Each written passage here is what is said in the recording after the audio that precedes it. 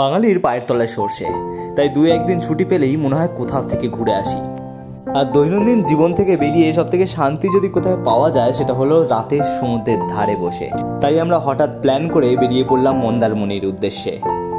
নমস্কার, কেমন আছেন সবাই? আশা করি সকালে ভালো আছেন। আজকে শনিবার, উইকেন্ড মানেই মনে হয় কোথাও একটা ঘুরে আসি। তো সেই মতোই প্ল্যান হলো একটা বন্ধুর সাথে হঠাৎ করে যে চলো আজকে যাওয়া যাক মন্দারমণি, কারণ বহুদিন সমুদ্রের দিকে যাওয়া হয়নি। তো সেই মতোই আগের দিন প্ল্যান করে আজকে সকালে আমরা বেরিয়ে পড়ছি। দেখা যাক এইবারের উইকেন্ড ট্রিপটা কেমন কাটে, তোমাদের সকলের সাথে সবটা শেয়ার করবো।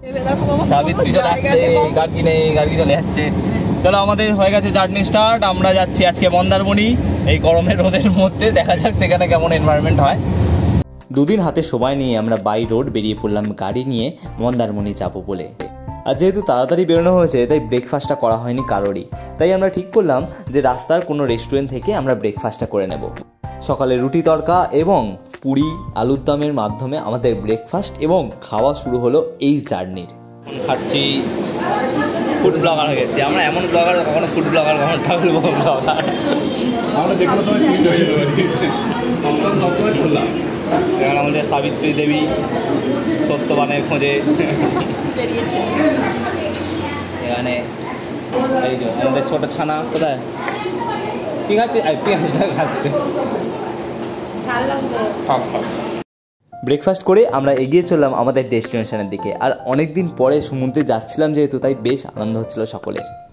আজ আবার মেদিনীপুরে ভোট, তাই রাস্তাঘাট কিন্তু বিশেষ ভিড় ছিল না, রাস্তাঘাট বেশ ফাঁকাই ছিল এবং ট্রাফিক না থাকার জন্য গাড়ি চালাতে কিন্তু বিশেষ অসুবিধা হচ্ছিল না এবং আমাদের অনেকটা সময় বেঁচেই যাচ্ছিল।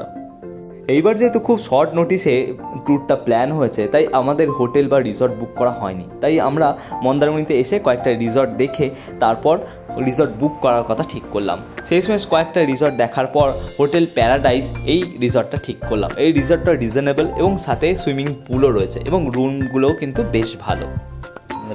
ব্যালকনিটা দেখাচ্ছি, ছোটোখাটো ব্যালকনি, বাস ঠিক আছে।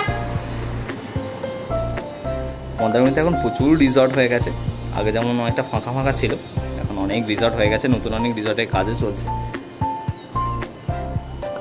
যে কোনো হোটেলে এলে প্রথম আমি যেটা দেখি সেটা হলো বাথরুম। এখানে বাথরুমটাও কিন্তু বেশ পরিষ্কার পরিচ্ছন্ন ছিল।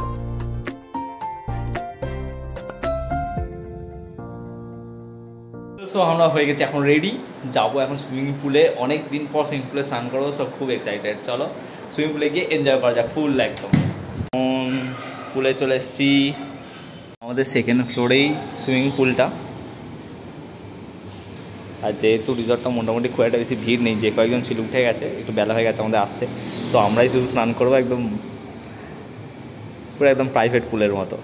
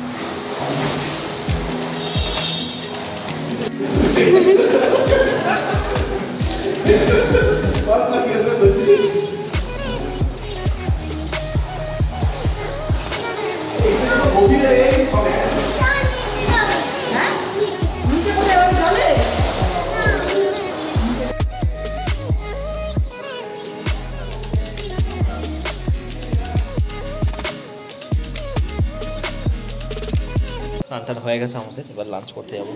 অনেকটাই বেলা হয়ে গেছে, প্রায় 3:15 বাজে, যদিও আমাদের ঢুকতে একটু সময় লেগেছে, তাই বেশিক্ষণ জলের টাইম নষ্ট করলাম না, কারণ অনেকটা বেলা হয়ে গেছে। এবার একটু লাঞ্চ টাঞ্চ করে এবার একটু রেস্ট নেবো, বিকালবেলা তারপরে বেরোবো, একটু সমুদ্রের দিকে যাবো। দেখা যাক কেমন কি লাঞ্চ পাওয়া যায় এই রিসর্টটায়। এরপর আমরা চলে এলাম লাঞ্চ করতে, কারণ জলে বেশিক্ষণ থাকার পর, সাঁতার কাটার পর প্রচণ্ড খিদে পেয়ে যায়। তারপর দুপুরে একটু রেস্ট নিয়ে আমরা চলে এলাম মন্দারমণি সি বিচের ধারে। ওল্ড দীঘায় কিন্তু মার্কেটটা যথেষ্ট বড় এবং লাইট আলো অনেক বেশি, সেই তুলনায় লোকজনের ভিড়ও অনেক বেশি মন্দারমণির তুলনায়। মন্দারমণি তুলনামূলক অনেকটা ফাঁকা ফাঁকা এবং লাইট কম এবং অন্ধকার জায়গাটা। এখানে মার্কেটটা কিন্তু ওল্ড দীঘার মতো অতটা বড় নয় এবং লোক সংখ্যাও তুলনামূলক ওল্ড দীঘার থেকে কম হয়। ওল্ড দীঘার মতো অতটা ঘিঞ্জি পরিবেশ মন্দারমণিতে নেই। অনেক দিন পর সমুদ্রের ধারে এসে সময়টা কাটিয়ে বেশ ভালো লাগছিল। সমুদ্রের এই হাওয়াটা কিন্তু মনের সমস্ত টেনশন কিন্তু দূর করে দেয়। এই রিফ্রেশমেন্টটা কিন্তু কোনো কিছুর সাথে তুলনা করা চলে না। আগে যেখানে মাঝে মধ্যেই সমুদ্রে আসা হতো, সেখানে এইবার অনেকটা সময় পরে আমরা সমুদ্রে এলাম। আমার বরাবরই সি ফিশ খেতে একটু ভালো লাগে, কিন্তু সেবার পুরীতে গিয়ে সামুদ্রিক মাছ খাওয়ার যে বাজে অভিজ্ঞতা হয়েছিল, তারপর থেকে সত্যি বলতে আর ভরসা হয় না যে এই সমুদ্রের ধারে যে সমস্ত মাছগুলো বিক্রি হয় সেটা খাওয়ার। হয়তো মাছগুলো ভালো, কিন্তু আমার ঠিক ভরসা হয় না। একবার যেতে খুব খারাপ অভিজ্ঞতা হয়েছিল তারপর থেকে। তাই এইবারে ঠিক করলাম মাছ আর খাবো না, সামুদ্রিক কাঁকড়া খাবো। একটা দোকানে দেখলাম জ্যান্ত সমুদ্রে কাঁকড়া ছাড়িয়ে আপনার সামনে ফ্রাই করে দিচ্ছে। তাই ভাবলাম যে দাম বেশি হোক, একটা কাঁকড়ারা 100 টাকা করে নিচ্ছে, যাই হোক দাম বেশি হোক কিন্তু জিনিসটা টাটকা পাওয়া যায় ভেবে একটা সামুদ্রিক কাঁকড়াই ফ্রাই করে নিলাম। টেস্টটা কিন্তু বেশ ভালোই লাগছিল। অনেকদিন পর সমুদ্রের কাঁকড়া খেলাম।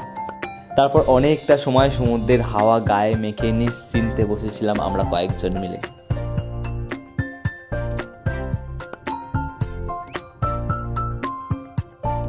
তারপর অনেকটা সময় সমুদ্রের ধারে কাটিয়ে একটু ঘুরে দেখলাম মার্কেটটা, কারণ রাতও হয়ে যাচ্ছিল, আমাদের হোটেলের দিকে ফিরতে হতো।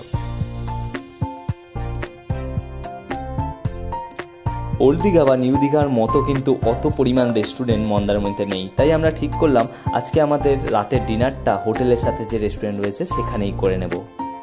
আর সকালকে সুপ্রভাত। আজকে ওয়েদার পুরো চেঞ্জ হয়ে গেছে। কালকে যেমন গরম রোদ ছিল, আজকে একদম সকাল থেকে মেঘলা ঝিরিঝিরি বৃষ্টি শুরু হয়ে গেছে।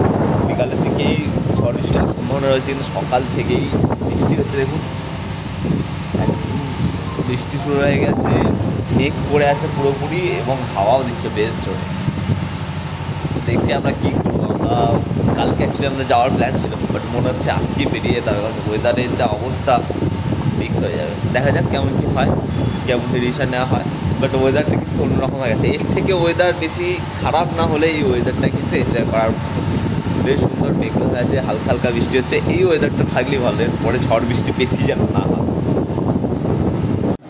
মন্দারমণিতে দেখতে পাচ্ছেন কি লেভেলের জল সমুদ্রের। 25 ঘন্টা রিপোর্টার এসছে, 25 ঘন্টা রিপোর্টার। বিভৎস সমুদ্রের উত্তাল একদম জল, প্রচুর ঢেউ। দেখতে পাচ্ছেন জলটা কোথায় চলে গিয়ে।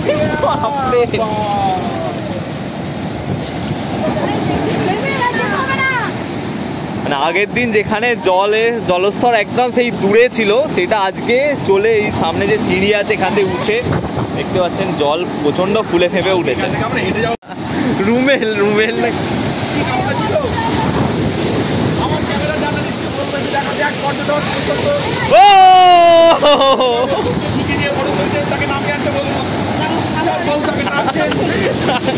রুমেলা আর কি সুন্দর একটা ভয়াবহ চিত্র।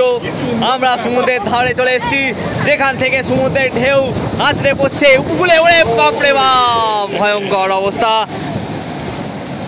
উলুবেড়িয়া 25 ঘন্টা চ্যানেলের পক্ষ থেকে আপনাদের সকলকে দেখানো হচ্ছে একদম লাইভ ফুটেজ।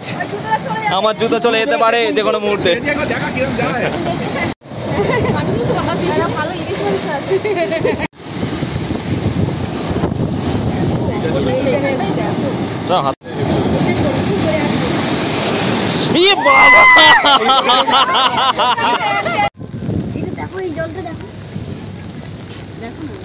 আমরা একটু সি সাইডে এসেছিলাম, বৃষ্টি তো হচ্ছে সকাল থেকেই একদম, আর সমুদ্র একদম উত্তাল হয়ে উঠেছে।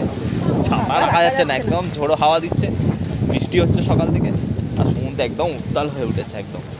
মানে যেভাবে ঢেউ হচ্ছে সমুদ্রে তো নামা একদম অসম্ভব, আর একদম ভয়ঙ্কর রূপ ধারণ করছে।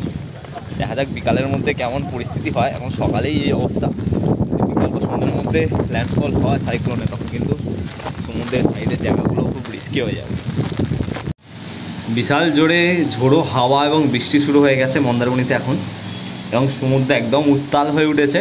ওয়েদার খুবই খারাপ, যত বেলা বাড়ছে তত কিন্তু ওয়েদারটা আরও খারাপ হচ্ছে। তো আমরা এখন বেরিয়ে পড়েছি। বেরিয়ে কোথায় যাচ্ছি? দীঘার দিকে যাচ্ছি, তাই তো? দীঘা দিয়ে বাইপাস হয়ে সাইক্লোন হয়ে যাচ্ছি, মানে সাইক্লোনের কাছাকাছি যাচ্ছি, তাই তো?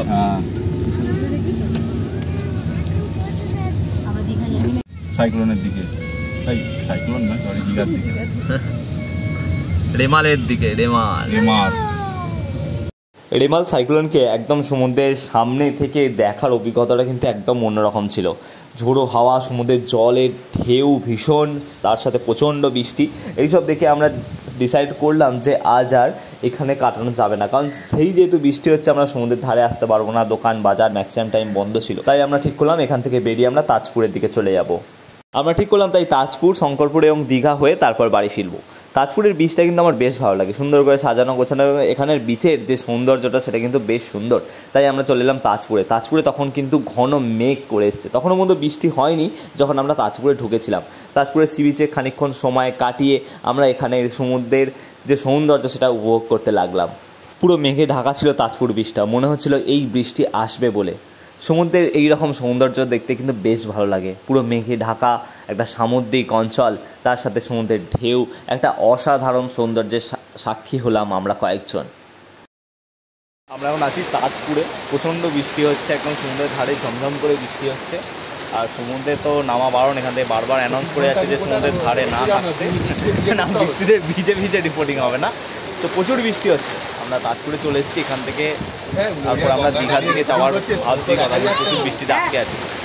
তাজপুরে ঢোকার কিছুক্ষণ পরেই বৃষ্টি শুরু হয়ে গেল এবং মুষলধারে বৃষ্টি হতে শুরু করলো। তাই আমরা ঠিক করলাম তাজপুর থেকে বেরিয়ে আমরা শঙ্করপুর এবং শঙ্করপুর হয়ে তারপর দীঘায় ঢুকবো। মেরিন ড্রাইভ, বাঁদিকে সমুদ্র এবং অঝোরধারায় বৃষ্টি, এই জার্নিটার অভিজ্ঞতা কিন্তু বলে বোঝানো সম্ভব নয়। সমুদ্রের ধারে এই পরিমাণ বৃষ্টি হতে আমরা আগে কখনো অনুভব করিনি, তার সাথে সমুদ্রের ঢেউয়ের যে গর্জন সেটা দেখে মনে হচ্ছিল যে আবহাওয়া কিন্তু খারাপের দিকেই।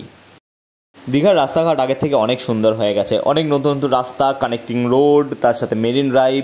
দীঘায় এখন গাড়ি নিয়ে এলে বা বাইক নিয়ে এলে কিন্তু কোনো অসুবিধাই হবে না, এত নতুন রাস্তা হয়ে গেছে, প্লাস রাস্তাগুলো কিন্তু যথেষ্ট সুন্দর এবং অনেক কম সময় তোমায় দীঘায় পৌঁছে দেবে, এবং দীঘা থেকে তাজপুর, শঙ্করপুর ইজিলি কানেক্ট করা যায় এই সমস্ত রাস্তাগুলো দিয়ে। তারপর আমরা তুমুল বৃষ্টির মধ্যে পৌঁছে গেলাম ওল্ড দীঘাতে। ওল্ড দীঘায় আমরা লাঞ্চ করে তারপর বাড়ির উদ্দেশ্যে রওনা দেব। রামেল সাইক্লোনকে একদম সামনে থেকে উপভোগ করছি বলে মনে হচ্ছে এই টোটাল জার্নিটায়।